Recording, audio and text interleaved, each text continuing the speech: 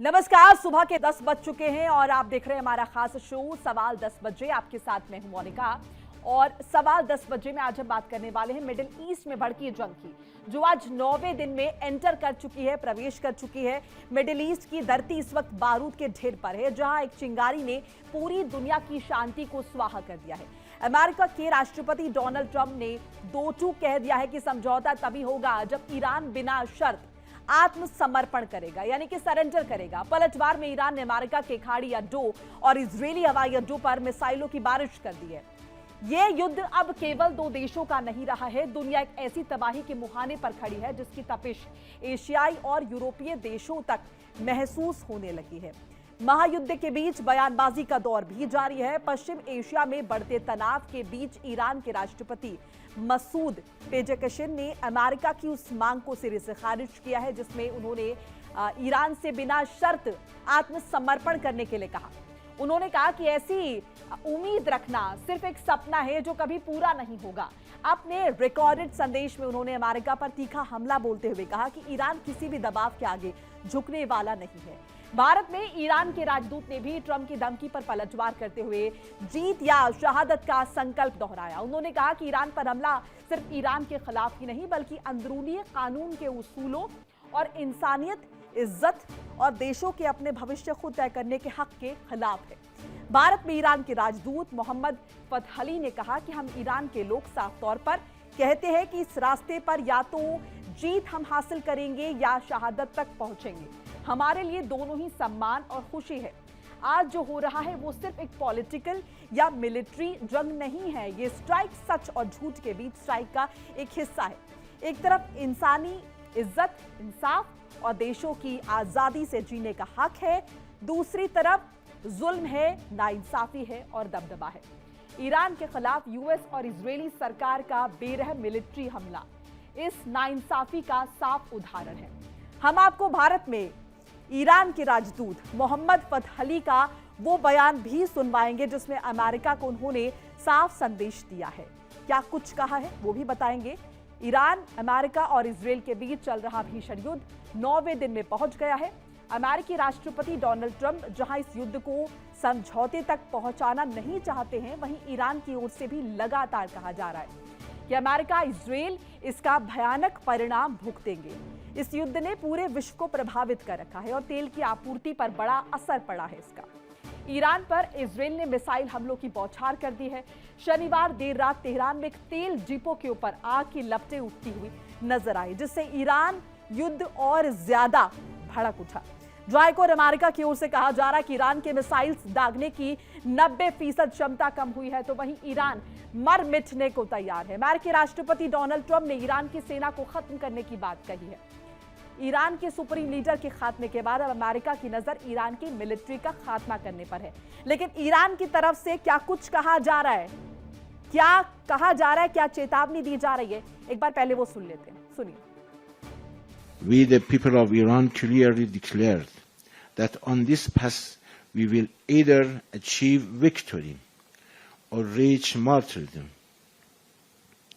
And for us, both are honor and happiness.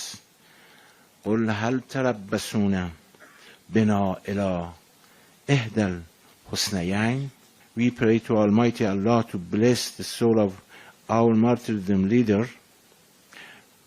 leader with his great mercy, great patience of his followers and admirers. तो भारत में Iran के राजदूत मोहम्मद फतहली को आपने सुना। बहरहाल इस पूरे मसले पर बातचीत करने के लिए हमारे साथ एक्सपर्ट्स का एक पैनल जुड़ा है जिनसे ये समझने की कोशिश करेंगे कि आखिर मिडिल ईस्ट में भड़की जंग की आग किस तरफ जा रही है। मैं तारुफ करा देती हूँ। मेरे साथ यहाँ पर कर्नल शिवदान सिंह, रिटायर्ड रक्षा विशेषज्ञ जुड़ चुके हैं। शिवदान जी, स्वागत है आपका। और ईरान ने भी कसम खा ली है। आपने मोहम्मद फतहली का वो स्टेटमेंट भी सुना होगा जिसमें उन्होंने इस बात का जिक्र किया है कि ईरान किसी भी कीमत पर झुकेगा नहीं, क्योंकि कहीं ना कहीं यहाँ पर अब मॉरल उसूलों की बात भी आ गई है। बहरहाल आप किस तरह से देख रहे हैं, और साथ साथ जरा ये भी समझाइएगा कि अमेरिका ने जिस बड़े हमले का जिक्र किया है कि सबसे बड़ा हमला हो जाएगा, क्या वो हमला हो चुका है? देखिए, ईरान ने ये कहा है कि या तो वो इज्जत से अपना मर जाएंगे, या अपना जीत अपनी नाइंसाफी के खिलाफ अपना एक वो जो अपने लड़ाई छेड़ी है उसको जीतेंगे। तो ईरान कहता है कि दोनों स्थिति में वो जो है उसको उसका अच्छा रिजल्ट होगा। यदि वो नाइंसाफी के खिलाफ लड़ते लड़ते शहादत पा जाते हैं तो भी अच्छा है, और यदि उस पर अमेरिका पे जीत पा जाते हैं तो भी अच्छा है। हाँ। तो इसलिए ईरान ने अब डिसाइड कर लिया है, डू और डाई, या तो मरेंगे या जीतेंगे। तो इस स्थिति में जब ऐसा कोई डिसाइड कर लेता है तो उसकी स्थिति जो है अनप्रिडिक्टेबल हो जाती है, क्या करेगा फ्यूचर में। और अमेरिका ने जो ये लड़ाई छेड़ी है उससे पूरे विश्व के सामने एक संकट उत्पन्न हो गया है कि उससे पूरे विश्व में तेल और गैस का संकट उत्पन्न हो गया है तरह तरह के, और ईरान के लिए खुद के लिए संकट उत्पन्न हो गया है कि ईरान के लिए जो बाहर से जो खाना जो सप्लाई होता था या और एसेंशियल जो चीजें आती थी वो भी आना जाने में काफी बाधा उत्पन्न हो रही है। तो इसलिए पूरी विश्व मानवता इस वक्त संकट में है, और इसको जितनी जल्दी इसका रिजॉल्व किया जाए ईरान के तो वाटर प्लांट्स जो है उन पर भी हमला किया है ना अमेरिका ने। अब यहाँ तो स्थिति बहुत ही भयावह हो गई। अब सिर्फ तेल टैंकर्स या फिर अगर हम देखें गैस की यहाँ पर त्रासदी नहीं है, अब तो अलग अलग चीजों को टारगेट किया जा रहा है। इसकी ईरान ने निंदा भी की है। शिवदान जी, देखिए, ईरान में अमेरिका ईरान को हर तरह से उसको इस स्थिति में लाना चाहता है जिससे कि ईरान सरेंडर कर दे। हाँ।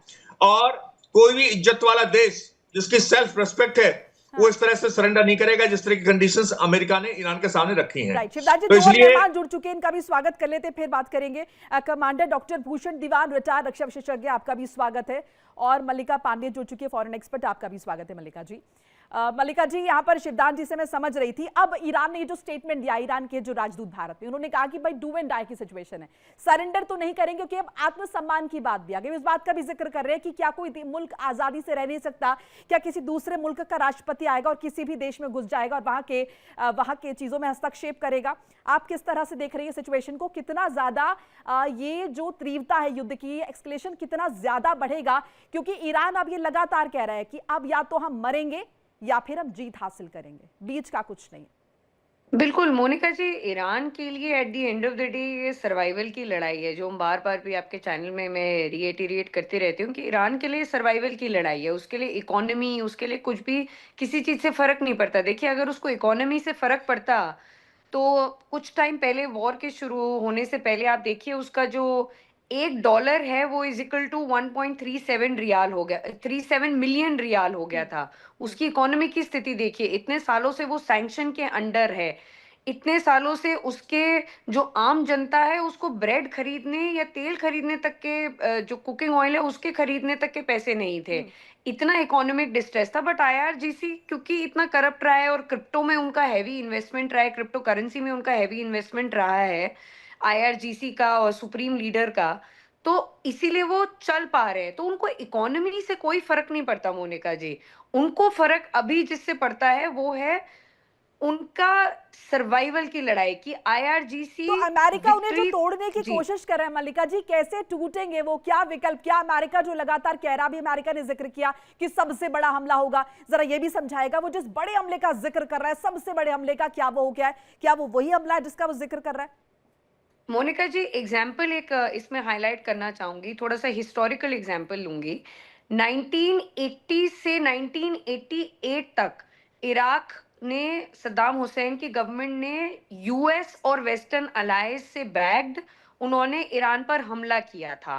करीब करीब 10 साल इसके रिपरकशन झेलने पड़े थे, और इसमें केमिकल वेपन्स भी यूएस ने सप्लाई किए थे इराक को, ईरान के अगेंस्ट। क्या हुआ? आयतुल्ला खमीनी उस समय थे पावर में ईरान में, कुछ भी नहीं हुआ। उनको लगा कि बॉर्डर से कुछ जगहें वो लोग हथिया लेंगे, केमिकल वेपन सिविलियंस के ऊपर यूज किए, तो बहुत महायुद्ध हुआ था उस समय में। बट उसका रिजल्ट क्या है? कुछ भी नहीं। अमेरिका को लास्ट में विड्रॉ करना पड़ा, इराक को लास्ट में विड्रॉ करना पड़ा। In fact Saddam Hussain topple down हो गए, बट ईरानियन रिजीम तब भी रहे।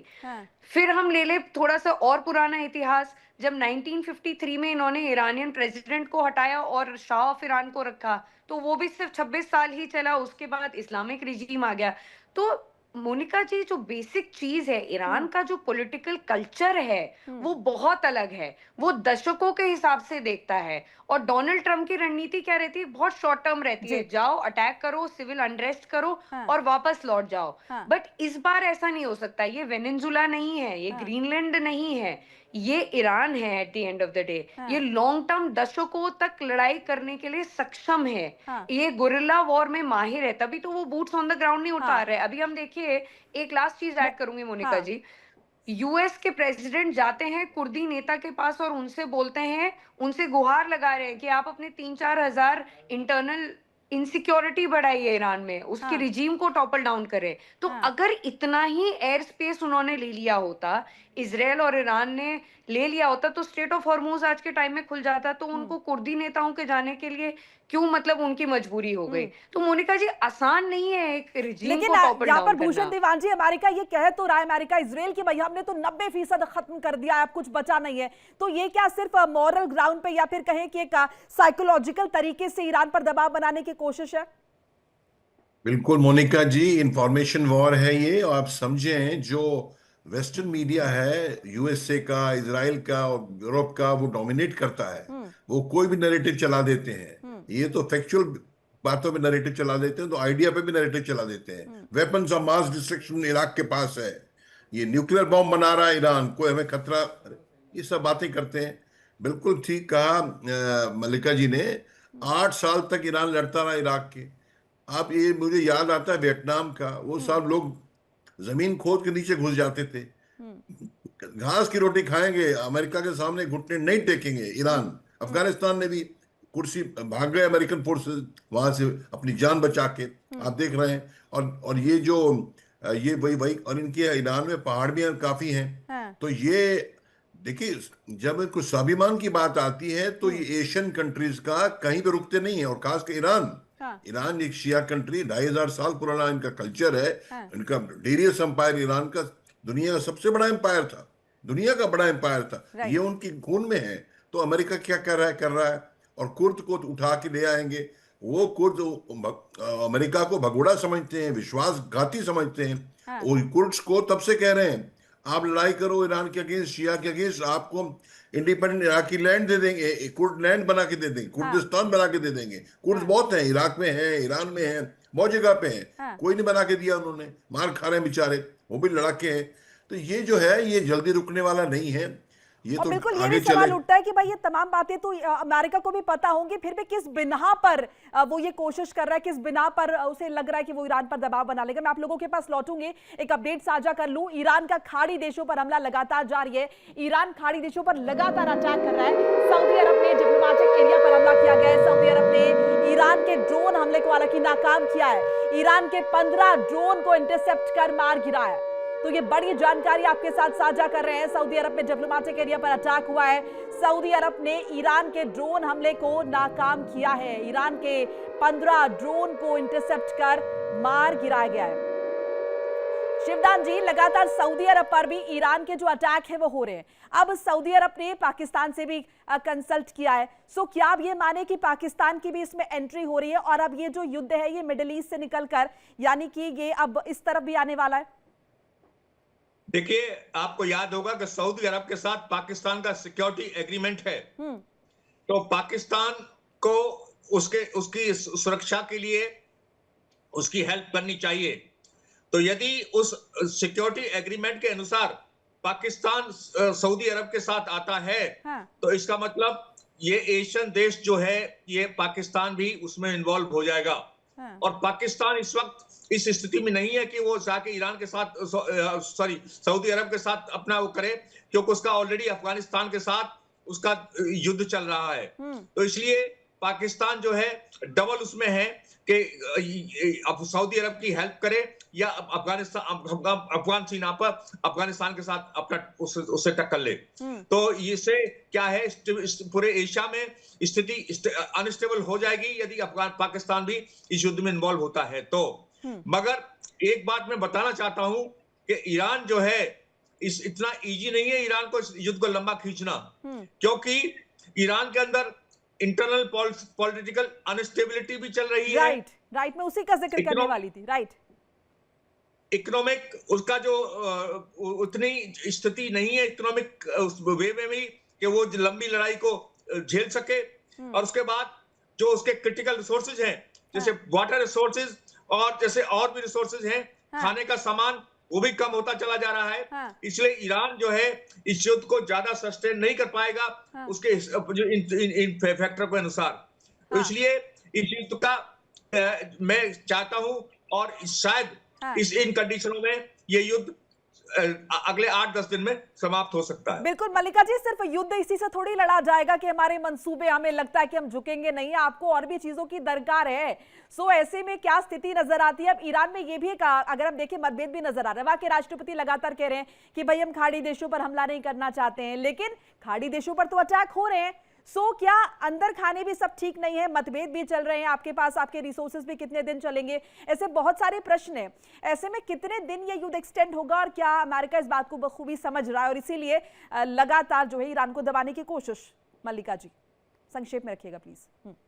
जी मोनिका जी, बहुत शॉर्ट में देखिए, ईरान के पास अभी भी मिसाइल 100 से ऊपर मिसाइल सिटीज हैं। उसके बाद शाही ड्रोन्स हैं जो इंटरसेप्टर से नहीं जा रहे। देखिए $2 बिलियन ऑलरेडी लूज हो चुके हैं। यूएस के 900 मिलियन पर डे यूज कर रहा है यूएस पूरे इंटरसेप्टर्स और मिसाइल्स में।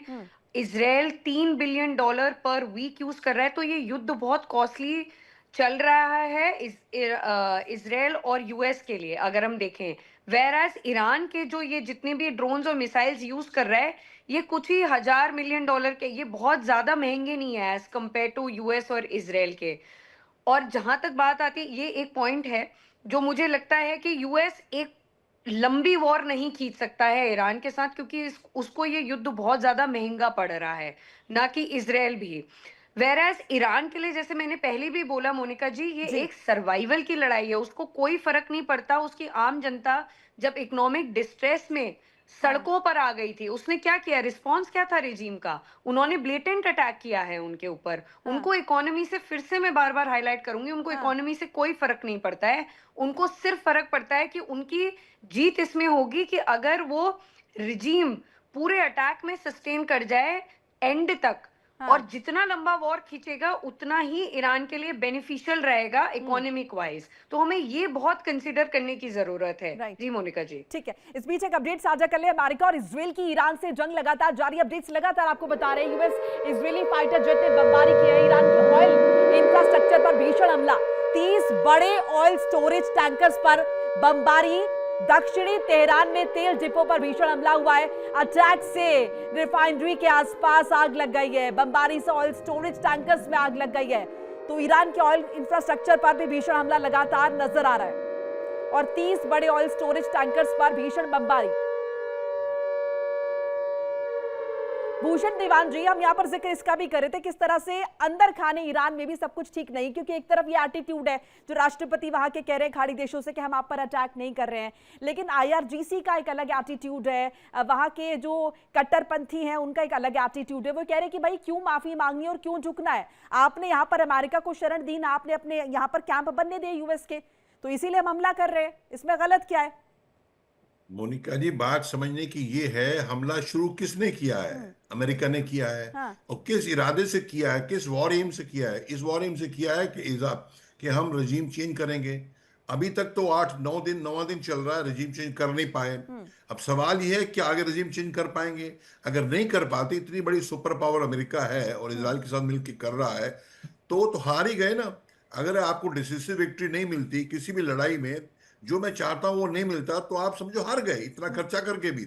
ये सवाल है। तो जैसे ना इसका, और खर्चा जो इतना हो रहा है, $10,000-12,000 का तो ड्रोन है, मतलब आप समझो 18 लाख का रुपए, इंडियन रुपए पकड़ो तो। और $3 मिलियन का अगर वो ड्रोन वो है, मतलब मिसाइल जिसको मार गिराने के लिए इजराइल की, ईरान यूएसए की इजराइल की मिसाइल अगर वो है $3 मिलियन, माने 27 करोड़ की। कहाँ 18 लाख का 27 करोड़ 30 करोड़ ये हो रहा है। उनकी मिसाइलें कम पड़ रही हैं। और आप नोट कर, तो ये ऐसा नहीं है कि एकदम वॉकओवर है। जब बॉक्सिंग का मैच होता है दूसरे को नॉकआउट कर दो, ये नॉकआउट वाले लोग नहीं है ये ईरान। और देखिए हर लड़ाई में होता है, ये सह रहे हैं बहुत ये क्या कहते हैं, इनका मादा क्या है? का मादा है हम लड़ते रहेंगे तो अल्लाह के लिए सबक, अल्लाह के प्रति सबक व काम है, धर्म के प्रति, और हाँ। मर जाएंगे तो भी। अब ये तो अमेरिकन नहीं कर सकते। हाँ। अभी आप देखिए अब्राहम तीसरा एयरक्राफ्ट कैरियर क्यों लाया आ रहा है, नंबर 1। नंबर 2, $120 मिलियन $120 मिलियन का नया आर्मामेंट को बनाना, इस समय बनाना, 9 दिन के अंदर, 7 दिन के अंदर बनाना, इसका मतलब पूरी तैयारी अमेरिका में नहीं थी, बिना सोचे समझे छलांग मारी। और आप देखिए ये 18 देशों में बढ़ चुका है लड़ाई, जी। 18 देशों में चला गया लड़ाई। तो ये तो मतलब, और रुकेगा तब, दोनों को रोकना पड़ेगा, हाँ। अमेरिका को भी, ईरान को भी। पर आप मुझे बताएं, अगर अमेरिका रुक जाता है बिना अपने वॉर एम अचीव किए कि हाँ। ईरान को तोड़ दिया, घुटने में ला दिया, ईरान त्राहिमाम कर रहा है, बचाओ बचाओ, तो ये अमेरिका जीता ना, ऐसा होगा नहीं। हाँ। आपको मालूम और भारी उनकी स्ट्रेंथ क्या है? जब वो इराक ईरान वॉर था 8 साल का, हाँ। ये जो जैसे एक तो आईआरजीसी बड़ी भारी ताकत है ईरान में, ठीक है, अंदर और खाने सर तक मैसेज भी उसमें क्या जाएगा ना उस अमेरिका का जो सब पर एकड़ी जमाता फिर रहा है, अगर वो पीछे हट जाएगा तो मैसेज भी तो गलत जाएगा ना। आपने तो शुरू इसी मंशा के साथ किया था, आप पीछे हट नहीं सकते। कह सकते हैं कि आपके गले में एक फांस अटक गई है, अब ना आप निगल सकते हैं ना आप उड़ेल सकते हैं। शिवदान जी, क्या एक्स फैक्टर आपको नजर आता है इस युद्ध में? क्या ऑप्शन अमेरिका के पास है? कैसे ईरान को झुकाया जाए? संक्षेप में रखेगा सर। देखिए, ऐसा है, जब ईरान ने ये तय कर लिया है कि या तो मरेंगे और जिएंगे तो शान से जिएंगे, हाँ। तो ऐसी कंडीशन में अमेरिका के पास जो ऑप्शन नजर आ रहा है, अमेरिका उन ऑप्शनों को ऑलरेडी एक्सरसाइज कर रहा है। हाँ। उसके जितने मिसाइल लॉन्चर्स हैं सब बर्बाद किए हैं, अमेरिका ने करने की कोशिश कर रहा है। उसके जो ऑयल रिसोर्सेज उनको बर्बाद करने की कोशिश कर रहा है। और उसकी जो एक्चुअली क्या है कि जब तक ईरान में सत्ता परिवर्तन नहीं होगा तब तक कोई सब्सटेंशियल चेंज ईरान में नहीं आएगा। और अमेरिका लंबे समय से ये चाह रहा ईरान में कि प्रजातांत्रिक व्यवस्था वहां पर लागू हो, क्योंकि वहां की जो 80% जनता है वो वहां की जो प्रेजेंट जो इस्लामिक कंट्रापंथ की सरकार है उससे खुश नहीं है। तो अमेरिका जो है इस वक्त युद्ध में, ये जो है युद्ध जो है डू एंड डाई वाला हो गया है, जिसमें कि शिवदान जी, ईरान ने अमेरिका तो तय कर पपेट लिया है कि बिठाना हम चाह रहा है ना अपना, कि उसका अपना पपेट बैठ जाए। मल्लिका जी, वो ये कहा चाह रहा है, वहां के लोगों का भला अमेरिका कहा चाह रहा है? अमेरिका को ये है कि वहां जो भी बैठे वो हम उसे कंट्रोल कर पाए। मल्लिका जी।